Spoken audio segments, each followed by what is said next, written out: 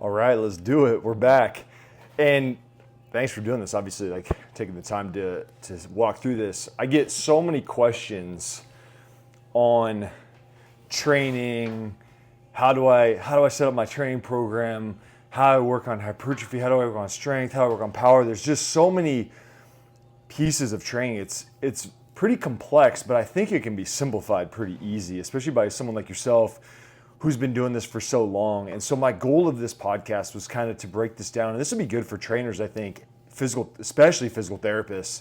But it'll also be really good for clients out there who are like interested in taking their performance to the next level and at least doing this stuff right. Because like you see so many of the same common mistakes where it's like, I do the same workout every day for the last 5 years. I have never progressed the weight that I've done. There's so many common mistakes, and I think I want to kind of work on flushing those out. And then at the same time, I want to kind of talk about the principles of training with the master, Luka Hocevar. There's a lot there, man. But I think the key word here is practical.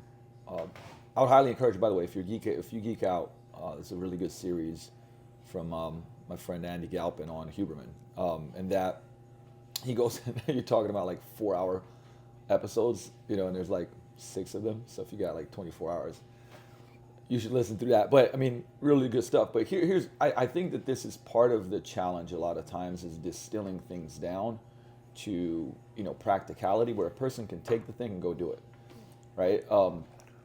And also, too, today in the space, and I'll give you an example. Like this is actually, this is great because this is like happened last week. I put up some exercises, like a carousel of explosive exercises on Instagram, right? And somebody goes like, in the comments, these suck for hypertrophy, right? For muscle building. I'm like, yeah, they're for explosiveness, right? Like you get that, you get this on social media where it's like the muscle building people are just like, we're all about building muscle, everything else is like irrelevant, right? But most programs, by the way, like you know this yourself, like for myself also, like all the clients that we've trained over 4,300 here, over 10,000 in Slovenia. I mean, we've trained a ton of people, teams, this, that, the other. There's very rarely a person. I've trained some bodybuilders that are like extreme. I compete in bodybuilding, but everybody else is like, I want to build some muscle.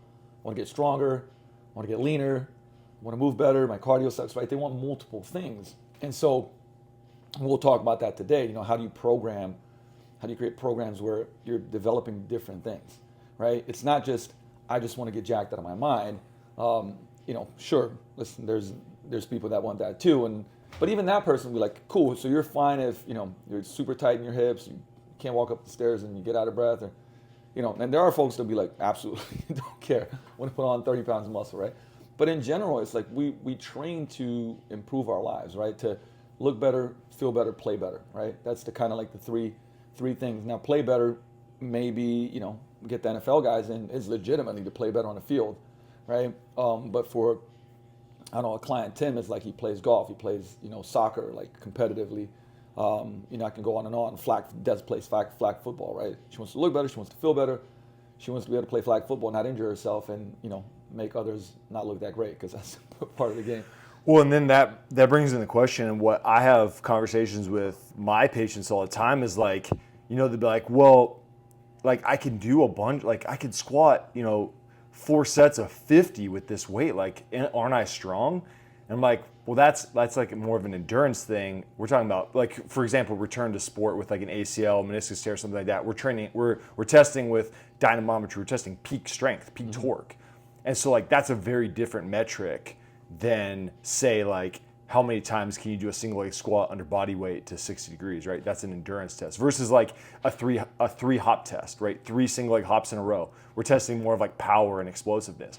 And so there's like these different things that need to come together in our world for someone to have a successful rehab. Because in my mind, if I get somebody back and I get them good quad endurance, but I don't get them good peak torque or good power production, and they're a soccer player or a football player, then I've really set them up for failure coming back, because it's like, how much are they really going to use the endurance of their quad? Now, maybe a soccer player, it's a little bit easier because a lot of it's endurance, but there's still power production, cutting, all that kind of stuff. So there's so many facets to it.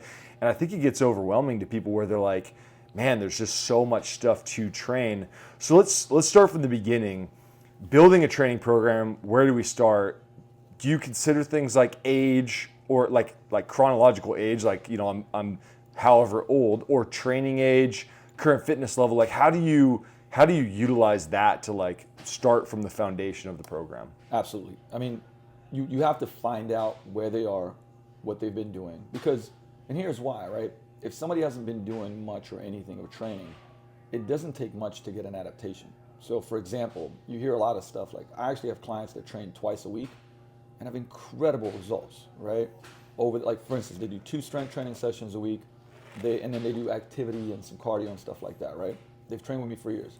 I mean, they have significantly above average strength levels, muscles, so on and so forth. Why do I say that? I say that because I think there's a lot of folks that think that, well, if you're going to train twice a week, that's not enough. I might as well not do it, right? But again, the principle of overload, right, and progressive overload means that if you stress the system will have to adapt. And if you haven't been doing much, you know, even 1 day a week of strength training will probably overload the system. Now, very soon you're going to kind of hit a wall with that, and you're probably going to have to progress to multiple days a week. But my point being is, we just have to understand principles, right? There's a little kind of saying / poem, is that, you know, methods are many, principles are few. Methods change, principles never do. And one of the top 2 principles of, you know, kind of strength training is number 1 is like specificity, which we'll talk about. Number 2 is overload, and the one that's talked about the most is overload, right? How do we have to stress the system, that, you know, disrupt homeostasis, so your body's just like, whoa, like all this stress is happening. Now I have to build my tissue, I have to build my muscle up, right? Again, maybe it's if it's cardio, it'd be mitochondria, and I'm going to build that up so, again, the system is safe, right? Because if I put XYZ amount of load on it, the bone's going to get denser, the muscle's going to grow, so on and so forth. So that really is one of the principles that we have to adhere to pretty much no matter what if we want to improve, right? And so this is why we want to, that's why everybody should be tracking, you know, what they're doing. But this is where you start. So if somebody walks in here and we look at their training history and like, I haven't really done much, right? Or I played sports, you know, 20 years ago. Injury history. Of course, you want to look at that because you want to make sure that, one, you know, we keep the person safe. Number 1 rule is thou shalt do no harm. And then from there, you design a program that ideally implements all of the main movement patterns, right? Which we'll talk about, the main movement patterns. And so that's where you start. And, you know, I always go from there and go, okay, find out the schedule. Right? So this is an interesting thing, but like as a coach, I'm going to find out training history, I'm going to find out injury history, and then I'm going to also find out preference. I know this sounds crazy, but like there's people that are like, I'm scared of doing this, I hurt myself, I don't want to do XYZ. And as a coach, you know, to go like, that's stupid, you've actually now kind of burnt that bridge a little bit with the client because you're not listening to them, you're not understanding them. So somebody goes like, I don't want to do heavy squats. No problem. We're not going to do that. We're going to do them light. You know, use the words that make them feel safe. We're going to do them isometrically, so you're going to be completely safe, you know, and own this position again. And over time, by the way, you get them to a place where you're like, you know what? I'll put a bar on my back, or I'll do this, or I'll try that, right? You build trust, you build buy-in. So preference is important. Just like for you, right? Like some people will say, I love training with kettlebells. So imagine that they're like, hey, I want a kettlebell program, and you're like, oh, that's not the best option to get the strongest possible. You know, you're not listening to them, right? Great, no problem. Well, we're going to use a lot of kettlebells, right? So this is why online folks will go like, hey, I bought a program from, you know, Adrian Mays, right, who's a buddy of mine, like every goddamn day on IG, he does all kettlebells. Or, you know, a person that does this or a person that does that. You can't judge that. That's a preference. So you're still going to adhere, hopefully, to all the principles that we'll talk about and get better. So preference, and then we look at schedules. So, for example, this sounds such like a 101 thing to talk about, but if I say, hey, Zach, can you strength train 6 days a week? You'd be like, nope, right? Like kids, family, businesses, so on and so forth. I say, well, how many days a week are you, you know, on a scale of 1 to 10, how confident are you that you can do like 3 days a week? Oh, I'm a 10. Okay, great. What about 4 days a week? 7 or 8. Okay, let's start with 3, right? So now we can kind of create a schedule that we know is going to work. And then from there, we choose, I would say choose a template. The template is going to be based on the person's goals, right? So I'm gonna use examples from the real world. I'm gonna use an example from somebody I started coaching last week, right? He is a 3 times a week person. So what makes the most sense? By the way, they're in the 60s, right? They've been doing some strength training, but not a lot. Okay, we're gonna go 3 full body strength days. Their main thing is like, I want to move better. Mobility's not great, and I want to get stronger through full range of motion. Like, I want to pick up my grandkids. Like, I sometimes feel like I'm gonna hurt myself doing stuff. I don't want to feel that way, and I want to be more fit. These are the words, right? Okay, cool. They can do 3 days a week. We're gonna full body strength training. The thing is, their training history is not huge, so we can start with very little, meaning 4 exercises. We do dynamic warm-ups and 4 exercises. And in that week, can I cover the main movement patterns? Squat, hinge, lunge, elevation change, which would be like a step up, single leg RDL, so like single leg hinge, more quad dominant, more hinge dominant. And can we include incorporate core work, push, pull, for them not overhead yet, right? Majority of those main movement patterns. And we're going to do some carries. And in those 3 days, we can do that, right? And we start with like 2 sets of stuff, right? Because that's enough for them. And because people say, well, like, how many sets?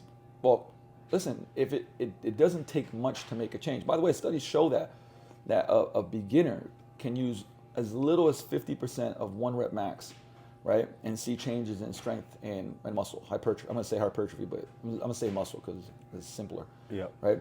So it doesn't take that much. But yes, you're going to have to progress that. So let's kind of track back to what we said. Training history, injury history, preference. Then we go to somebody's schedule. Like, what can they do? This is really important. Like, what can you actually commit to and do? Because consistency is one of the most important things in adaptations when it comes to strength, to muscle, to power, to anything that we want, right? So would you say if, like, let's say, like in this example, I've got 3 days where I know I can work out and sometimes a 4th, would you rather build, it sounds like as a coach, you'd rather build the bulk of my program around the 3 days and maybe have a 4th optional day or something like that, where it's like, here's something you could do if you do have that 4th day, because otherwise they're going to miss maybe one of those days all the time, for sure.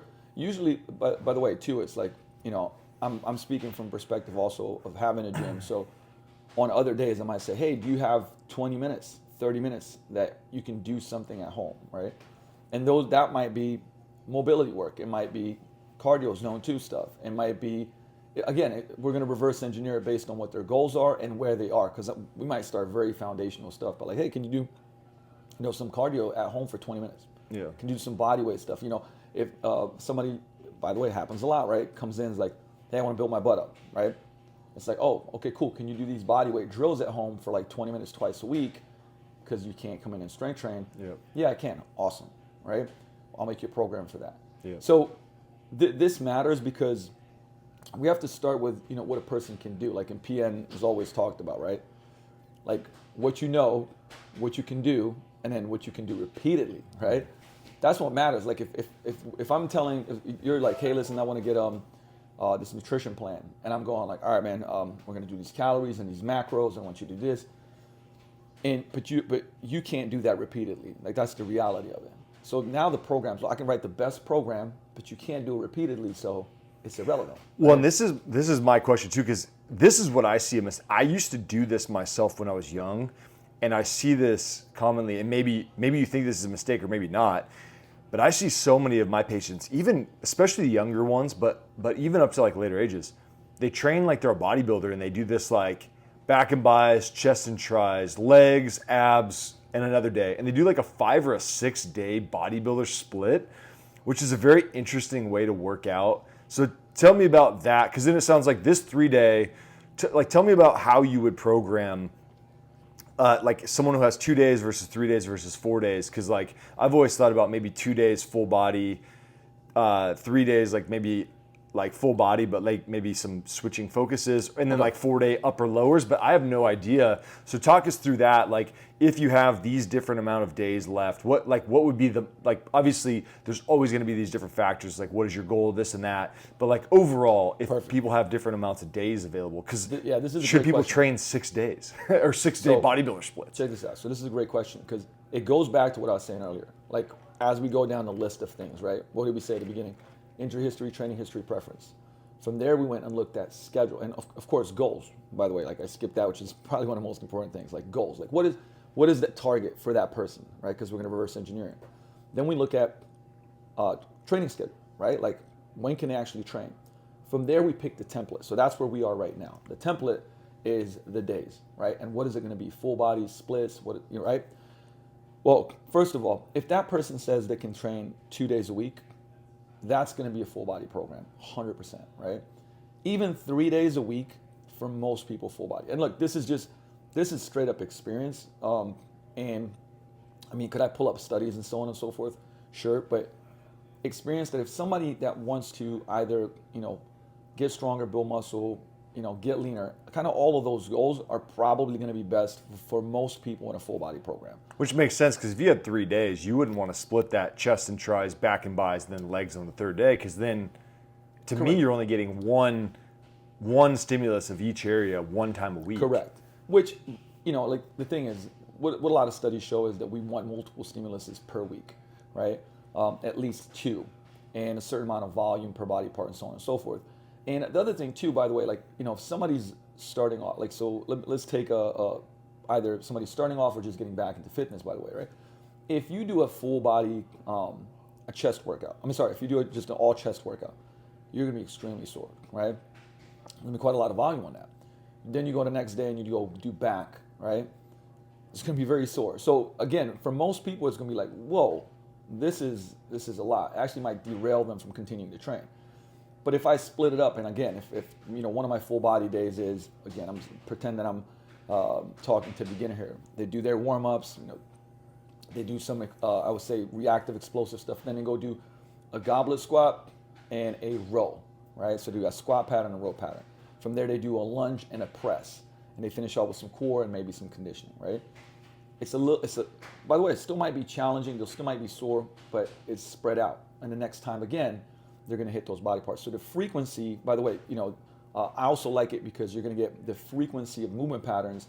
So you're going to improve those movement patterns, right? So you get more proficient at them. Correct. So you can load them more easily without feeling as much load. That, and it's like, here's the thing. What motivates us?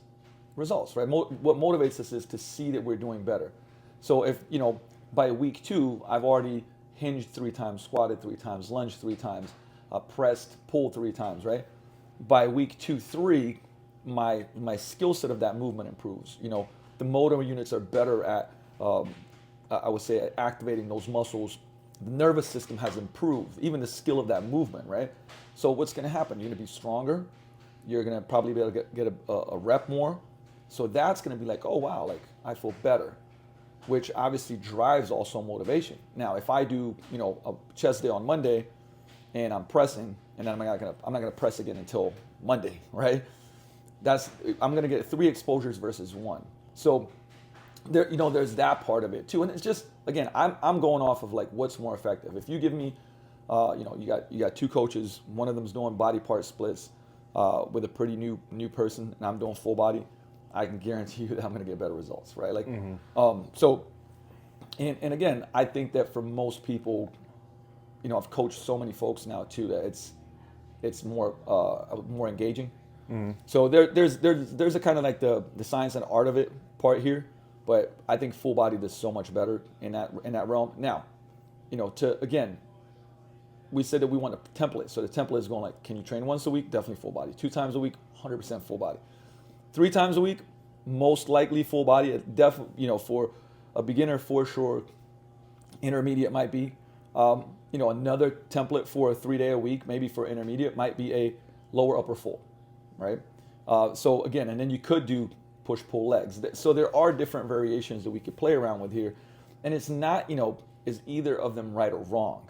as I forgot who said this the first time I heard it from Dan John. It was like, what's the best program? It's the one you're not on, right? Yeah. So changing things up. But, I also like systems where I've used this system for, 17 years now, essentially, or should I say developed it into this, and I know it'll work, right? So I think for most people, like full body workouts for most of their goals work the best. Now you go to a 4-day a week, now we got a whole bunch of different options, right? We can go lower upper, and I've always been a fan of conjugate training and kind of splitting that stuff up. I used it for, 15 Explain years. conjugate training just a little bit for people that don't understand what that is. It just, it kind of comes from the Russians really developed it, but it was popularized by Louis Simmons through West Side Barbell, and it's definitely like lived in a world of powerlifting, where you have a max effort day or sub max effort day, where you're basically working on a max lift, right? Because in powerlifting you have squat, bench, and deadlift, right? So, for instance, you might have a lower max effort day, and your lift is going to be a squat, right? And you're going to work to, if it was a true max effort day, you'd actually work up to a 1 rep. If it was a sub max, you'd work up to a 3, 4, 5, whatever it may be. And I train on the conjugate method when I'm actually in full training, and that I don't ever go to max, but that's how I view it. Is like I go to like heavier. Yeah, so you'd say that'd be a sub max effort day. And right? so that's 1 day of that. So you do 1 day of max effort, upper lower, and then the next 2 of the 4 days you do. You have kind of options. You have repetition effort day. You have a dynamic effort. Dynamic effort is like working on, for instance, speed and explosiveness. Now, is that where you're changing tempos, eccentric, like you're doing like slower down, faster up, stuff like that? No, so on a dynamic effort day, it might legitimately be where I'm starting off with sprints or box jumps or Olympic lifts, okay, or trap bar deadlift jumps, or in West Side you would have like speed squats, speed deadlifts, either just with no bands or chains or with bands and chains. And we could dive like really deep into this stuff. But the person that really influenced, by the way, my, I kind of grew up with him, is a really good friend, is Eric Cressy, who's now, he's like one of the top, I would say probably the top strength and conditioning coach in baseball. Performance guy for the Yankees. Yeah, director that's of a big performance title for the Yankees. So he took a lot, and he used to powerlift. I was a very, very strong dude, right? Can still, like, after a seminar, this guy will, walk up to 600 and pull it at like 180, 175, 180. But he took that kind of conjugate method and started applying it with athletes into sports performance. DeFranco was one of, even before that, West Side for Skinny Bastards, right? That was basically kind of conjugate converted to. I did that program. Man, it was the best. And I was actually just on Joe's podcast. We were talking about this, and and it's evolved. It's evolved for me too. But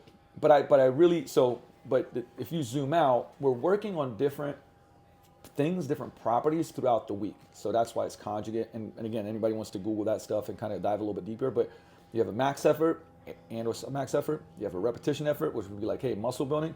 You have a dynamic effort method, which is, hey, build speed, explosiveness, power, right? And that's why I think this is a good program, or like this way of thinking is good, because this is also goes back to that first thing I said, which is like people who are like, yeah, I have really like. I can walk so far. Why am I not strong? Or like I can jog for a long time. Like, aren't I strong? Or I could bike for a long time. But it's like, well, you didn't train the other pieces. And so like, what does that look like for you? The like mixing in hypertrophy versus strength versus power versus speed, as far as like reps, sets, rest intervals, stuff like that. Can you break that down a little bit? So let's. I really want to first talk about this framework, because this will help a lot of people. Yeah. There's a framework called R7 that was developed by Mike Robertson and another great friend of mine. We go way back, and I took that framework because basically the framework is, what should every training session have? Okay. Now this is where it's going to get interesting. I think hopefully this is going to really help people program for themselves or understand this. Is, if somebody's a powerlifter and they go like R7, you're going to take those R's all represent a specific thing in the training program. You might do very little of one R, right? And more of another R, depending on what your goal is. So R7, number 1 R is release. Release is your soft tissue work. It's your foam rolling, your Theraguns, massage guns, your lacrosse balls, right? It's just tuning the tissue down. And by the way, like, there's arguments of does it do? Does it break up knots? It doesn't really break up knots. It's a neurological change that happens. But what we do know is you feel better after you do it, right? So we'll tell clients when they come in, we teach them this stuff, come in and do some soft tissue work. That's going to be your R release. Number 2 is going to be reset. Now reset is 2 different things. One is resetting your nervous system. So most people that come in, they're usually high strung. They're, coming from work, stressed out. Life is stressful. And we kind of want to balance out, so imagine if high stress is sympathetic nervous system on a scale. We don't want to make them super chill. We just want to bring them back to neutral, right? So a reset would be, for instance, breathing drills, a box breathing. 4 seconds, breathe out through the mouth, hold. 4 seconds, breathe in through the nose, hold. Repeat that for a minute. And what happens? You relax more, right? You become more calm. Again, you're not going to take a nap, but it's just bringing you from that high strength to level down. So that's one of the things the reset does. Then the other thing we are resetting is joint positions. And this is where I like stuff like positional breathing. This is where some things like PRI and DNS and things like that come into FRC, come into play. So just think if, somebody's got, take me, for example, my right side is going to get really tight. QL, this, that, the other, right? Had some back stuff. So guess what? If I do a couch stretch with my right leg back and I reach across, get some of that kind of like hip flexor stretch, and I just do breathing in that position, right? My box breathing in and out. That's going to feel a lot better. That joint's going to now be in a better position, right? So I might do 1 exercise or 2, and we teach people this based on where they're at. Again, none of this stuff takes a long time, by the way. Foam rolling, 3 to 5 minutes. Resets, 1 to 2 exercises. And then number R3 is readiness. Readiness is basically what most people call a dynamic warm-up, right? Dynamic warm-up is going to be single joint to multi-joint. It's going to be, anything that you can imagine. Your Spider-Man lunge to rotation, your squat to stands, your cat camels or cat cows on the floor. It's going to be your tie sits. It's going to be, and then the thing is, once you get moving a little bit, now we're going to do maybe some high knees, some hops, get that nervous system going, right? So that's going to be our dynamic warm-ups. 4, 5, 6 exercises. Again, how long should it take? I think that the more beat up you've been, the older you are, maybe you spend a little more time in that R3. By the way, let me share this. For somebody that's very, their fitness level is very beginner, they haven't done anything for a long time, the warm-up can feel like a workout, and it is a workout. So this is where I think people kind of forget about stuff like this, right? But if I'm having somebody do a Spider-Man lunge, a squat to stand, a glute bridge body weight, stand on one leg and do go to RDL back up to high knee position, just like controlled.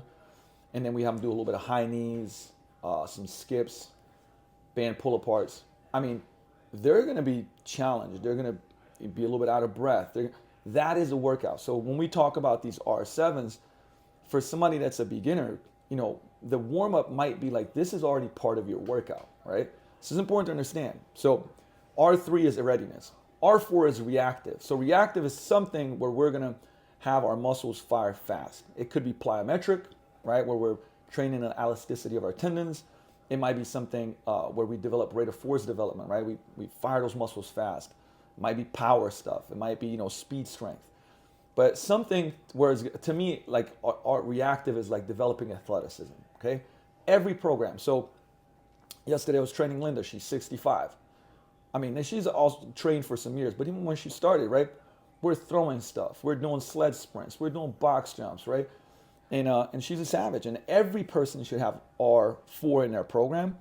How it looks like is going to be different, right? So for somebody, it might just be, med ball throws that are try to throw as fast as possible. It won't even look fast, but intent, right? But for somebody else, it might be single leg box jumps or full-blown sprints or whatever else it may be. And when you're doing this, are you thinking about using the different essential movement patterns for these different movements depending on the day that they're in? So like, let's say it's like full body. Are you going to do a couple uppers? Like maybe they do like some sort of like dynamic rotational med ball throw, but then they're also maybe going to do like snap downs or squat jumps or something like that. So you're going to use a couple different muscle groups. Basically the easiest, maybe depending on what it is. In a program design, you kind of like literally nailed it right there, is you probably do 1 upper body or full body, and one lower body. So it might be, for example, squat jump with a stick or a box jump, and then rotation med ball throw, right? Or a staggered throw to the wall, right? Or it might be a slam or something like that. So that's an easy way to kind of categorize them. But if you're doing one or two of those, you're already ahead of the game, right? Because again, now we're doing full body 3 days a week. 3 days a week, you're doing something explosive. You're doing something that decelerates, right? All these things that we need, because folks will always say, like, well, why are we doing this? Like, I don't care about that. Well, here's the deal. Like, 1 out of 3 people that fall after the age of 55 break their hip, right? That's crazy. That's crazy. It's a really long recovery. People put on a lot of weight. Mortality goes up. And after a certain age, I think it's like fairly low, like low 70s. Your mortality within 1 year is like 90%. It's like very high. Yeah, it's nuts. And it's not even that old of an age, but a fracture of a hip is extremely devastating to somebody. That's very, very. I mean, like literally like a year-long recovery on. Having my grandmother died within a year of fracturing her hip. So I mean, it like happens. So it's even again. So it's when you're plugging it in, because maybe it's not what they want initially, but it's what they need. By the way, too. Athlete for life, too. Athlete, no, exactly, 100%. And you will, when people start training athletically, you will see their face light up. There's this part, it's like the thing that you don't know that you want it, right? And by the way, taking an example of Lynn again, right? Like, or Scott that I started training, right? You have them do something, and it's almost like the kid comes back out of them, right? I'm like, hey, listen. If you bust this Dynaball, I'll pay you. You don't have to pay me. Like I'll pay you $50 if you destroy this Dynaball, right? And you see them like, crushing it, or you're like, hey, who pissed you off this week? And you start seeing that come out. Like they enjoy, because it's in them. It's in our nervous system, playing, jumping when we're kids, like all these different things, right? It sounds crazy, but again, some of it is like, okay, let's talk about the science. Some of it is just like my experience in coaching people. You won't see anybody be like, why are we doing this? As soon as they start doing it, they start enjoying it, right? And so that should be in every program. And we'll kind of go like, okay, but what if? Let's look at the extremes. Because after R4, reactive is R5, and that's resistance. Can I pause you right? Yeah, The one thing I also want to say that I do really love about all of what I see that happens here versus what I see that happens at potentially other places is you have people running and sprinting. And I saw this crazy stat where it was like, 90% of people over the age of 30 will never sprint again in their life. That's insane. It was like a crazy stat. But then I thought about it. I was like, I know so many people who train, and I don't know that many people who sprint. Now, this isn't run. This isn't jog. This is like running hard. But it's like running hard is such a natural thing for our bodies to do. I mean, basically, it is like, wild what to made me that survive. And it's also crazy to me that 30 years old is like the cutoff for that. Because it's like, I think the 10% is like the people who play intramurals. Right? Because you don't see anyone at LA Fitness or 24-Hour Fitness sprinting. I've actually never seen someone sprinting. Even people who play basketball, they don't necessarily have to sprint, right? Like the teacher who plays basketball, but they should be able to. Correct. And it's probably also why we see a lot of Achilles ruptures. The thing is, and let's even look at like, if we look at elite sports, right? One of the things that is actually smart to do in season for a lot of sports is to get some like flying top speed runs. Why? Because in sports, you rarely ever achieve that, right? In many sports. For instance, in basketball, how often do you go and achieve top speed? You don't, right? You don't, because everything is like 5, 10 yards, 15 yards, so on and so forth. I mean, even in football, it's rare, right? It's rare. In baseball, it's rare. And actually, top baseball programs, you'll see guys after the game putting in like work and doing sprints. But, I digress, right? To go back to kind of what we talked about. We're just going to have to edit down that. Sorry. Technical issues. Yeah. So going back to like the, that 90% of people don't sprint after they're 30. 30 is young, by the way. Yeah. I mean, my mentality is going to be like, 50 is young, right? Depending on how I see you sprint like all the time every day. Absolutely. Yes. And so that's the thing is you really should never stop doing it. But because if you did, what happens then, right? You go to, and why are there so many injuries? I mean, in the last 3 years, like I can, right off the top of my head, I know 4 people that tore their Achilles playing basketball, right? But I've treated it a lot, and I it's going up a ton. Well, and it's weird because, like, to go back to that, when I was a track and field athlete, when I was in high school, people think this is weird. I would practice maybe 4 or 5 days a week, usually. Part of our warm up, and by the way, my coach was always like, the warm up is not a warm up. This is a chance to get better at movement. Do not do lazy warm up. So now it bothers me so much when I used to coach track, and I still work with other athletes. It bugs me to no end when people just take the warm up not seriously, and they just look like they're like the laziest movements. Like you have an opportunity to, one, build movement patterns, and two is like actually get your body moving and warmed up, and yet you're like doing these like really lazy karaoke, like all this. It's like there's some intent behind it, but we sprinted as part of our warm up, 4 40-yard dashes every single time in spikes, and people that coach track would think that was insane, but no one on my entire team. I've actually thought back to this extremely long and hard. Not a single track and field athlete, long and triple jumper and sprinter that we worked with, not one had a soft tissue injury, ever. No hamstring strains, no quad strains, no hip flexors, no calves, no Achilles, nothing. Not a single soft tissue injury.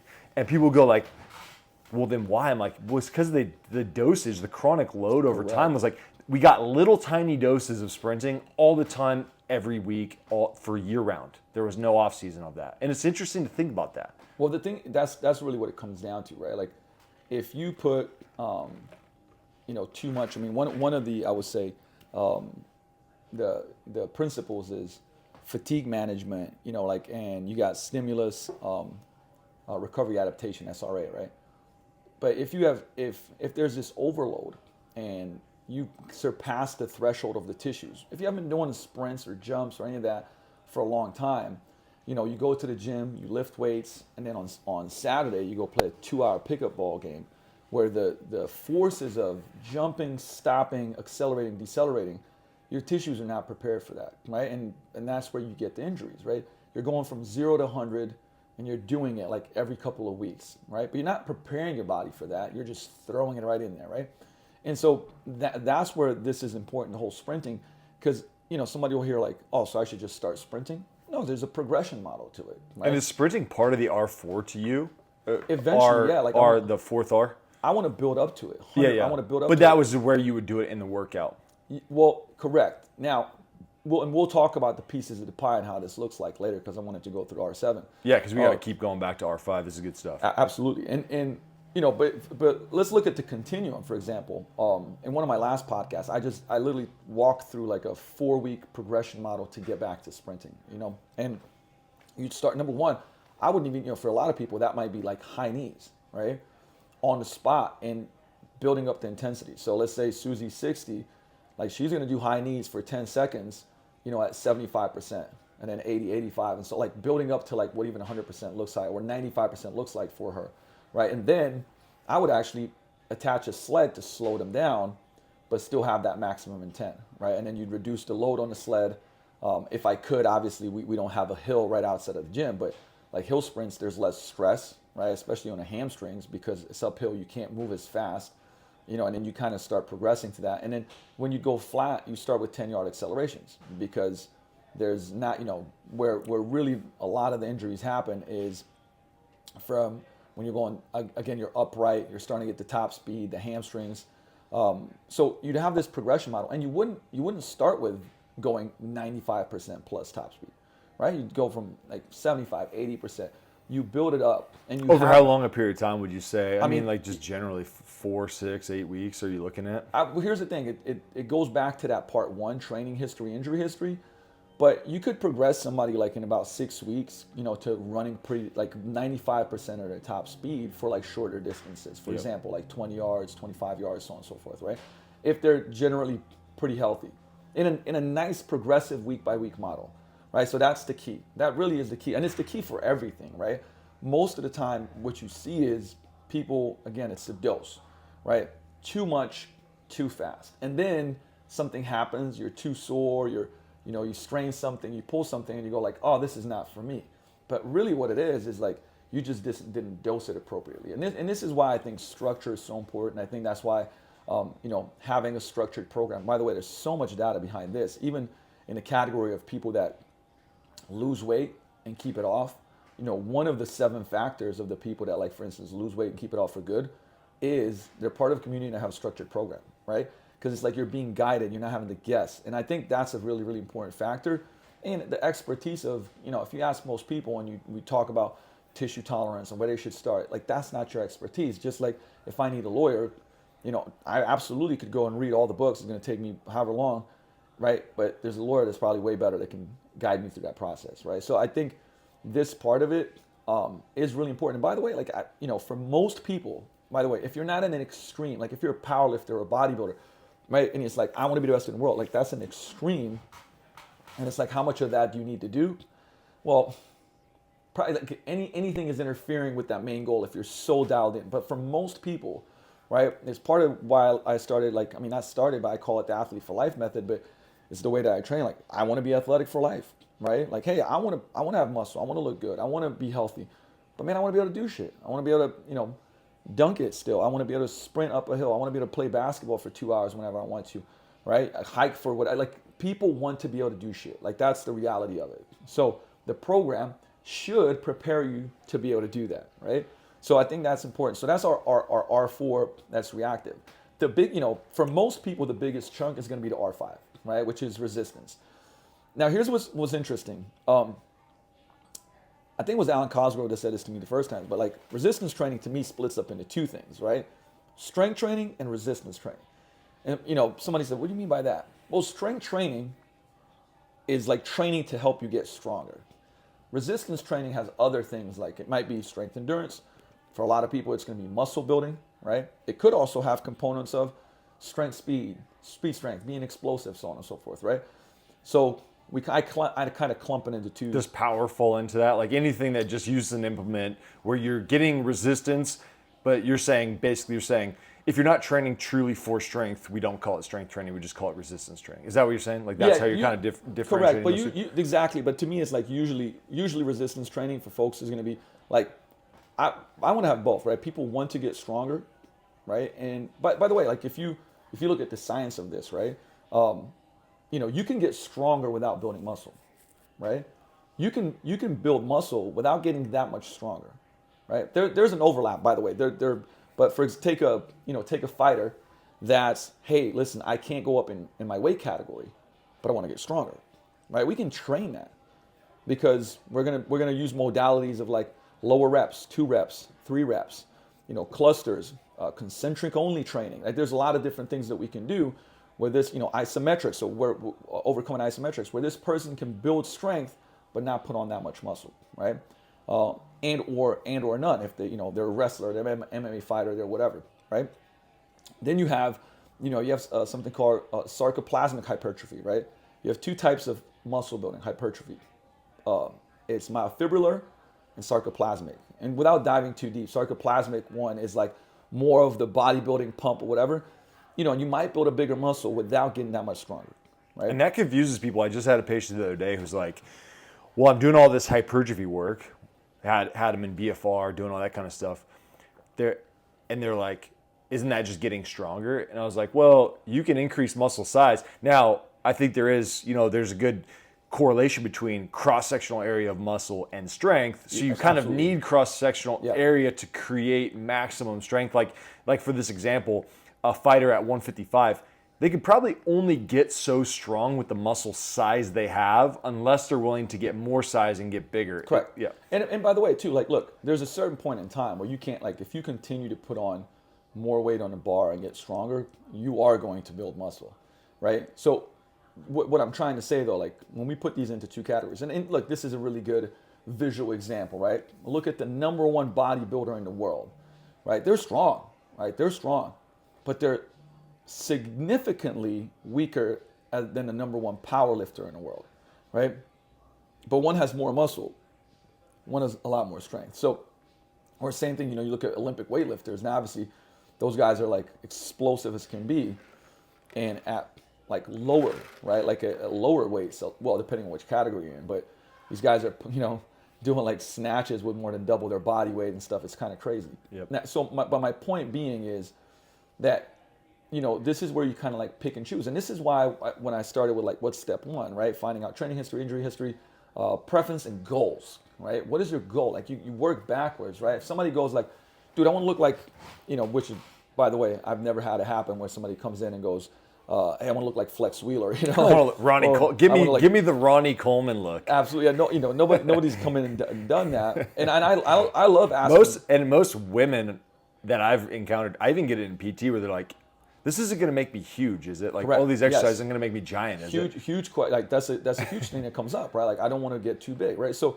by the way, I think it's a very powerful question to go. I do it often and go, hey, do you mind sharing with me like a picture of somebody that like you admire body, like what would you like to look like, right? I think it's a very, very good thing to see because we're always assuming, right? I think coaches judge, I think they assume, I think we're all human and we do that, but it's seek to understand, right? So I think it's very important to go, tell me a little bit more about like what you want to, what you want to achieve. What does that look like for you? Give me an example. Like I remember one client, older client, that we were training, and one of the coaches that we had was like getting her like really strong. I mean, like she was, I think 61, and she got so much stronger. And 3 months in, like we kept kind of progressing her, right? And she goes like, "Hey Luka, like I'm not sure about the direction of training." I said, "Well, tell me a little bit more. What about I just kind of like seek to understand." It's like, well, I want to be like graceful like a ballerina. Okay, this is literally what she says to me, right? I'm like, oh, tell me a little bit more about that. And she's like, oh, I always admired that and so on and so forth. So I was like, so you want to be, by the way, I'm trying to use the words, that she's using, more flexible, more mobile. You can, yes, right? So it's like, okay, so let me know if I'm hearing you correctly. You like that you're stronger. Yeah, I do, but you're okay with keeping the strength where you are, maintaining that, and then just really like improving your movement and being able to move through more ranges of motion and be more graceful and move better. Absolutely, you're hearing me right. Boom. Okay, cool. So guess what? What are we doing now in that like the R7? I haven't got through the whole thing, right? But we're spending a little bit less time on resistance training. We're still doing it so she maintains strength, at least maintains everything she's built, and then we're doing more mobility work, right? We're changing the movement pattern. So now she's starting to do more side lunges, right? We're doing adductor work so she can kind of get more towards the splits. We're doing like isometrics on calf raises, right? So she can be like a ballerina on her toes. Like you make these changes and they're like, oh, you're hearing me. Well, that also, if you're thinking about creating your own program, it's like create some enjoyment. Don't just do what you think you should Absolutely. do what you like to do, and it sounds like based on this R7, depending on which area you like, you might, and your goal, you might just choose to emphasize one area more than the other. Because if you don't love resistance training, don't force yourself to do the resistance training, especially if the resistance training doesn't get you to where you want as far as your goal. But it's still an important piece to keep in there because obviously to be a ballerina, ballerinas are really strong. Yep. And they have strength endurance. They can hold positions and they can get themselves into different positions they're with ease. Yeah, they're athletes. Yeah. Like they're amazing, right? But the thing about it is you look at this R7 as pieces of the pie and you just go like, well, one, what do they want? What do they need? So remember, like this is what we have to do, where we have to gel it. By the way, like I'm such a geek about training, okay? I always like doing finishers. You know what I mean? Like my upper body day, I'm gonna create a crazy finisher. Now, the thing is scientifically, is that proven to,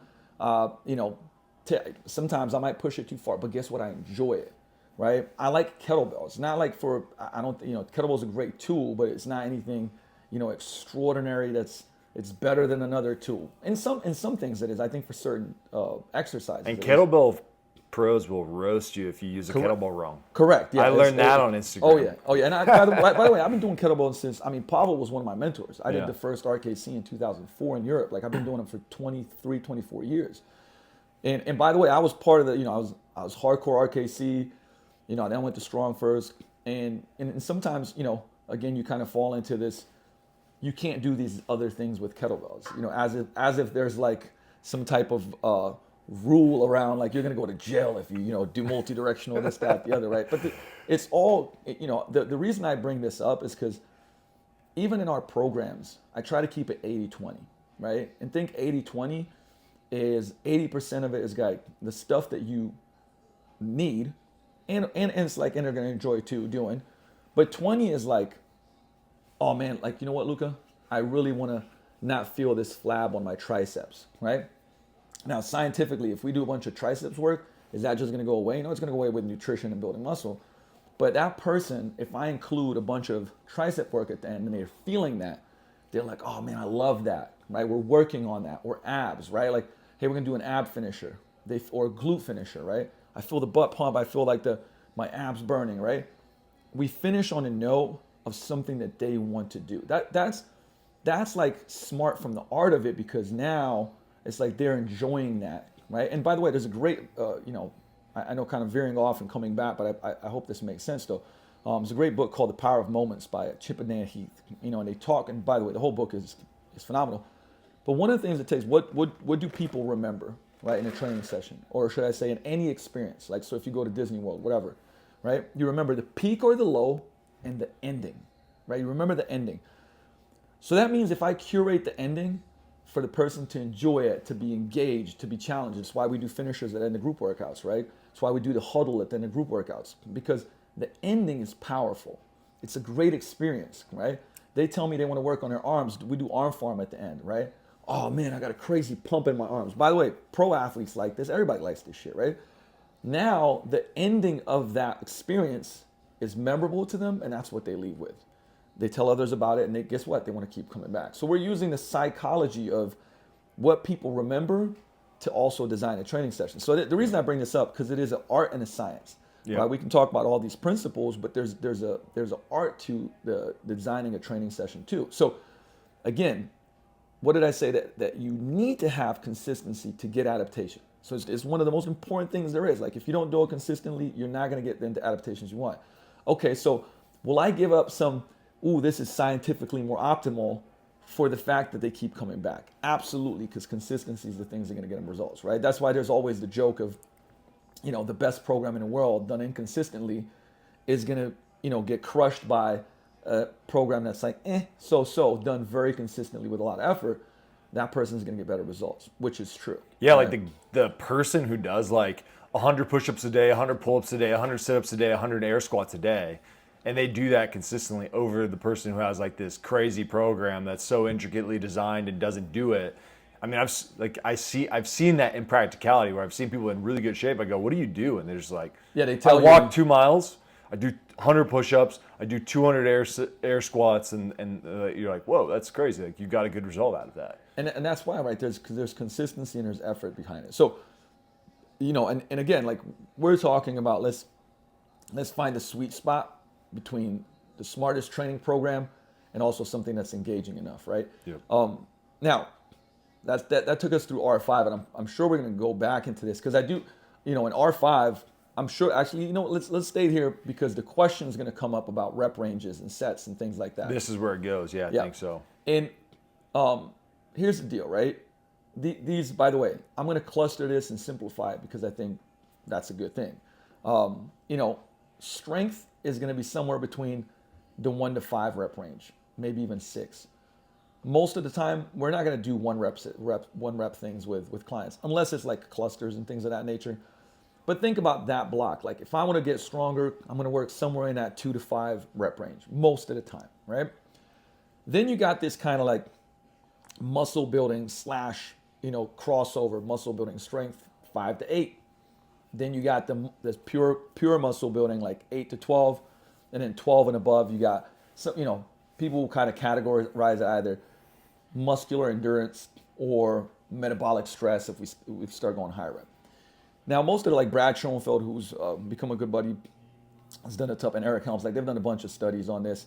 Now, I will say this, that like, while I'm a big nerd and read the studies, I also think majority of the stuff is actually learned in the lab, in the real world. But you see that, like, muscle building is the 3 mechanisms that drive muscle building. Number 1 is mechanical tension. So that's pretty much like, hey, if we keep lifting heavier weight, like how much tension mechanically are we under when AKA progressive overload. Some people might call it progressive overload, right? Correct. Same thing. But you have progressive overload with intensity, meaning more weight, and that's kind of like where mechanical tension is going to fall. And then we have muscle damage, right? Muscle damage is going to usually be volume, or eccentric load, right? Because eccentrically, obviously, that's why we get sore most of the time is the eccentric load, right? So the controlling the weight. But that's why, like, for instance, if you lifted a deadlift and then dropped the bar on the ground and did it again, you probably wouldn't be that sore at all, right? And some people, and this is going to go off on a tangent maybe, but some people will do that to train because they can train that muscle group more often. They get rid of the eccentric versus I just did the, what's the electronic one that's on the wall downstairs? The tonal. The tonal. Yeah. I did the tonal and set that thing on eccentric overload. Eccentric overload, 30%. I did lat pulls, and the weight down concentric was fairly light. Not like light, but I was like, I don't feel like I'm doing that much. But on eccentric, it pulled you. Dude, I was sore for like literally a week after on my lats. I was like, oh my God. And it was only going 30% overload, but it was like, I wasn't getting crazy burned out on this, but the up was really hard. Yep. And it was like, oh my God, I'm so sore. And that emphasizes, obviously I knew eccentrics are gonna make you really sore. Yep. But man, that machine was like, it was crazy. And that's a great example of it, right? Like, and most people that do, if you add in like 5-second eccentrics on a Bulgarian, it's like people aren't gonna like you. But I mean, obviously there's merit to it. You don't want to do too much of it because if you had an eccentric exercise, every one of them in a workout, that's too much. You might have 1 to 2 maybe. Well, I felt like I couldn't train my lats for a week. Yeah, after that too. And especially like, again, if you haven't done it for a while and then you do it, it's going to be pretty. And hard. I have a relatively high training age, but my chronic training load, which I think we'll probably go into if we have time. I know this is there's just so much good stuff to talk about, but my chronic training load is low. So my body just was not ready for super high eccentrics. Yep. But I just was, messing you're around, feeling as I do. Preference, right? Look, that's how it is, right? And again, so that second one, muscle damage, is, either, again, it comes back to progressive overload, right? Volume over time, because we have intensity and we have volume, right? And then, of course, the eccentric component of it too. And then third one's metabolic stress. Now, metabolic stress, the easiest way to explain that is, Arnold, the pump, right? But now there's a bunch of studies saying like, well, it's not as effective as we thought, and like, look, there's always studies coming out. This is where BFR works. Like blood flow restriction training is like basically only focused on the mechanism, which we are starting to see really good results, especially like in at least very atrophied muscles, especially like post-op, like post-operatively. If something's really atrophied, which I'd imagine also if you had a really low training load, you could get a lot of metabolic stress benefits versus mechanical load if they couldn't lift. I don't know. This is just me kind of riffing. This is where it gets like, there's definitely going to be a bunch of art here, and I'm like, I'll explain and just give some of my thoughts here, by the way, right? So I think there's a benefit to metabolic stress, even from the standpoint of, again, the psychology, right? I mean, one, does it get a bunch of blood flow and nutrients into the different areas? Absolutely, right? So there's benefit there, but it's like people feel it, right? And that's great. Again, from a standpoint of the person having that training session. So imagine doing, we do with the girls, we do the finishers, like sets of 50 with heavy banded hip thrusts, right? And the burn is nuts, right? And you get the pump. And it's difficult to, like, by the way, for many of the people that I know in the industry, including myself, that have used these things, right? And take a Brett Contreras, obviously, when it comes to glute building. And they do like a lot of this stuff, right? And it's like, well, we see results. And then sometimes you have to question, well, is the result from this or that or whatever? Well, at the end of the day, it doesn't matter as long as you put it all together. It's not n equals 1. It's like n equals thousands. But again, so metabolic stress is smart. Now, how would you do that in a training session? Because this is where it becomes like, this could be a week-long podcast, But when we look at through R7, if somebody's wanting to kind of get a mix of everything, which is usually most of our clients, to be honest with you, they do want to get stronger. Like they want to see the numbers go up, right? They do want to put on muscle.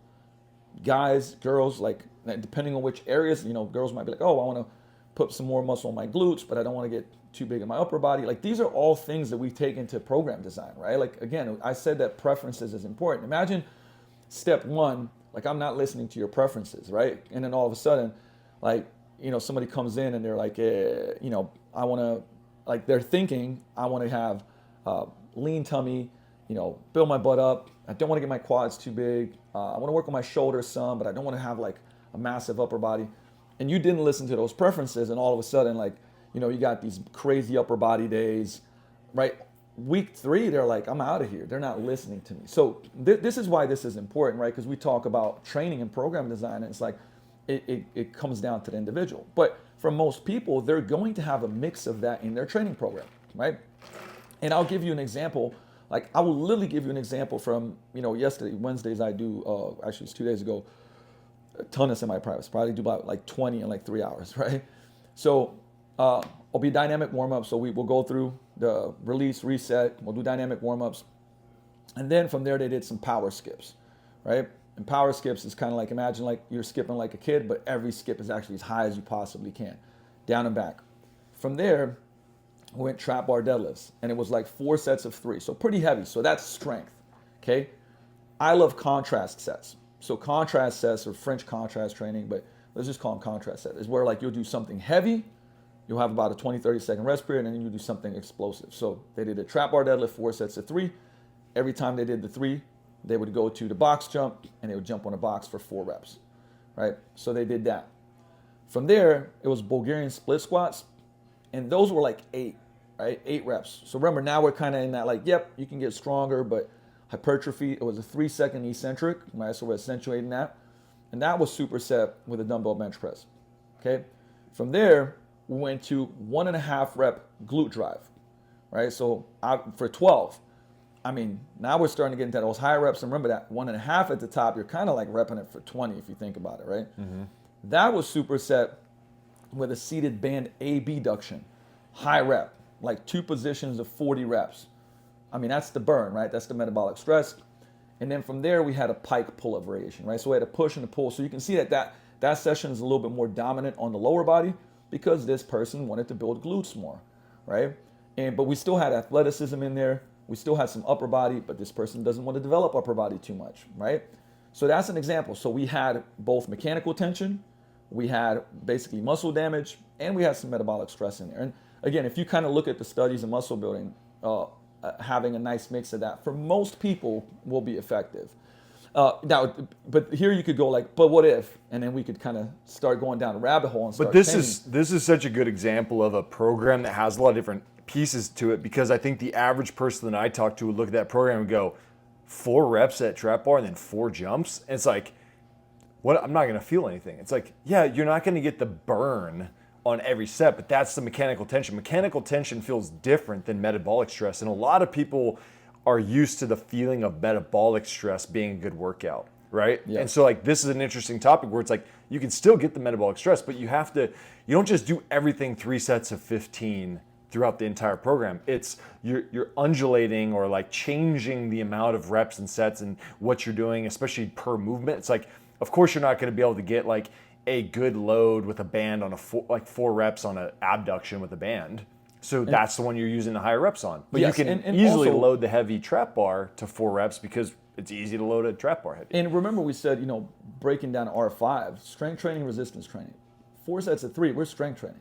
Yeah. My goal for that exercise over the course of those 4 weeks, like programs usually be between 3 to 6 weeks, right?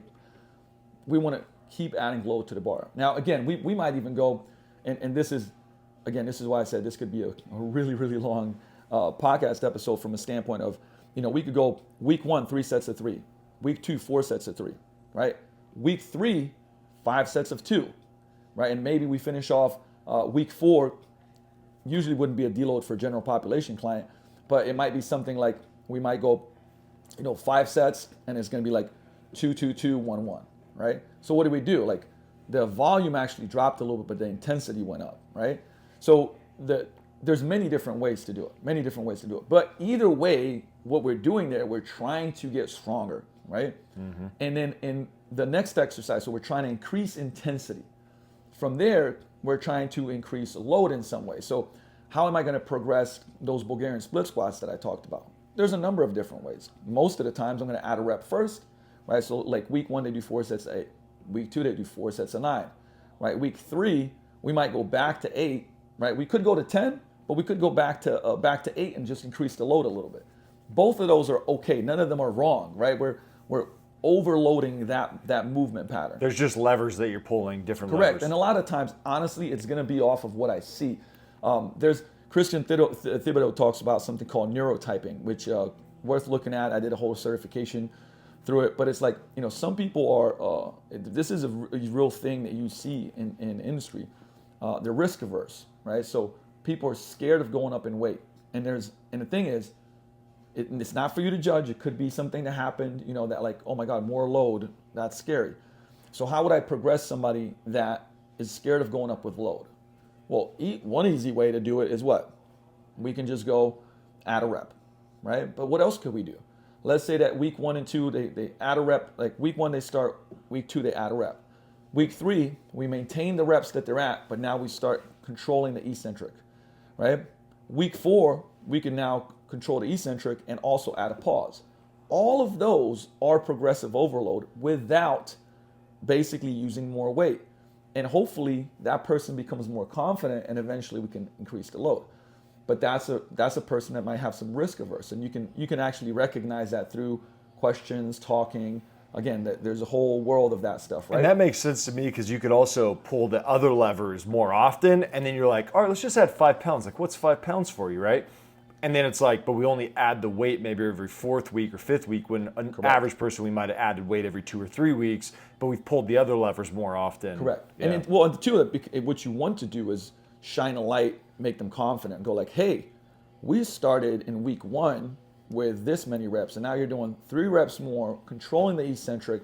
Boom, like, hey, what if we raise the weight just a little bit? And they might be like, you know what, let's go for it.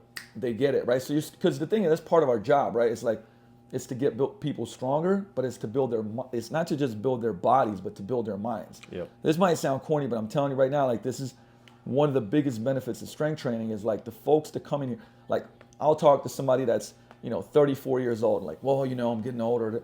And then I got Linda here, she's 65, just snatching souls, right? Because she can do incredible shit. Like, she can probably outlift most 20-year-olds, right? And 2 different minds. One is a strong mind, like never peak, I can keep getting better. One is like, oh, I'm in decline, right? And I believe that, Dave Tate said, like, all the lessons I learned them in the weight room. I don't know if that's necessarily true, but it's true that like the weight room teaches you about overcoming challenges, overcoming resistance, pushing through a hard thing, pushing through the burn, right? There's so much carryover to that in life. And I think we really do, build the physical. I always say, like, look, there's a physical weight room, and then there's physical weightlifting, there's mental weightlifting, there's emotional weightlifting, right? And I think that the weight room works both, right? The mental weightlifting as well, which is at the end of yesterday group session, I said, hey guys, listen, when you get to the place of like your brain, when we do finishers and you get to the point where your brain's going like, oh man, this is like, I gotta stop because it's burning, right? That's the little editor inside of your head that's telling you like to stop. But what if you keep pushing through? Nothing bad's gonna happen, right? I mean, it's like nobody's gonna get injured because of the burn, right? Yeah. So if you go, let me just do 5 seconds long and then I'll stop. And you do 5 seconds, you go, let me do another 5 seconds long and then I'll stop, right? You've now busted through that glass ceiling that you set for yourself. So now you can do more. And I said, life is a lot about, like, in life you're gonna have a lot of things that happen that are challenging, whether it's your fault or not, right? The person that can stay in the discomfort longer will win, period. Right? Think about it like, oh my God, I gotta finish this paper. I wanna go to sleep. Let me do 10 more minutes, right? Oh, this horrible situation in my relationship, but like, I gotta get through it. I gotta have the crucial conversation. A lot of that stuff, like, we can teach, I would say, being uncomfortable and pushing through so that we get the benefit on the other side. We can teach it every day in the weight room, right? And that's insanely powerful. And I know it's not like kind of like the science of muscle building and strength, but I think the benefits is a lot of the benefits that people come from that too. Well, people can do a lot more than they think they can a lot of times too. I'm treating somebody with a low back injury, and we just did a lumbar extensor test, right? Like, just laying on your stomach, lift both legs up, see how long you can hold it. It's not like an official test or anything, but just interesting from a psychological standpoint, from someone who has chronic low back pain. And the first set was like under 30 seconds, maybe 27 or 28 seconds. And then we just talked about it. Hey, do you perceive that this is going to injure you? Like, we talked through it. And I said, here's what the average person your age can do. 2 minutes, 10 seconds. Guess what she did? Like, literally after a minute and 30 rest. She did 2 minutes and 10 seconds. after having quit at 28 seconds the rep previously. So we just talked through the motion. We talked through what are the benefits of it, like what does this show us, and what are averages. And then it was like, oh, all of a sudden I can hit this. Same with, like, I see this all the time with people where it's like they do like a bicep curl, like make this real simple. They lift 10 pounds for 10 reps and they go, yeah, that was really hard. I don't think I could have done much more. I'm like, let's just see how many times you could lift that 10. And then all of a sudden they do it literally like 45 times. And you go like, you weren't even close to what you could have done at that 10. But it just took like a little bit of like, let me just challenge myself. And by the way, I have a high training. I've been training for a very long time. I still do this to myself where I'm like, yeah, that felt pretty hard. And then sometimes I'll go like, I wonder how many I could do at this weight. And I'll just do it and I'll go, dang, I wasn't even close to like the correct load on this. I mean, this is why having coaches, being around people that challenge you is so important, right? And, you know, I think this is a good kind of like segment to go into. Gotta pause when again. I gotta pause you again. God damn. Did it again? Lost it again, dude. I don't know what the fuck is going on. Also, it's 10:27. Yeah, we're good, dude. Okay. I got time. Dude, your setup